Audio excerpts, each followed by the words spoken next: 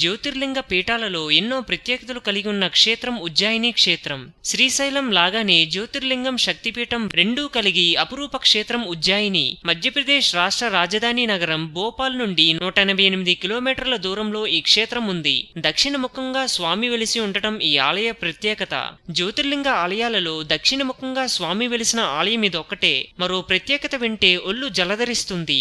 ఆలయం సమీపంలోనే ఉండే శ్మశానం నుండి ప్రతిరోజు అర్ధరాత్రి 12 గంటలకు చితాభస్మం సేకరించి తెచ్చి దానితో భస్మాభిషేకం నిర్వహిస్తారు. భస్మాభిషేకం తెల్లవారుజామున 4 గంటలకు నిర్వహిస్తారు. దాదాపు 2 గంటల పాటు ఈ భస్మాభిషేకం కొనసాగుతుంది. ఒక అఘోరా ఈ చితాభస్మాన్ని శ్మశానం నుండి తీసుకొచ్చి ఈ భస్మాభిషేకంలో పాల్గొంటాడు.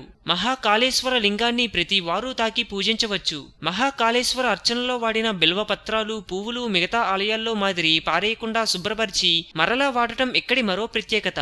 హిందూయిజం గురించి మరెన్నో గొప్ప గొప్ప విషయాలను తెలుసుకోవడం కోసం మా ఛానల్ని సబ్స్క్రైబ్ చేయండి. ఈ వీడియో మీకు నచ్చినట్లయితే లైక్ చేయండి, షేర్ చేయండి.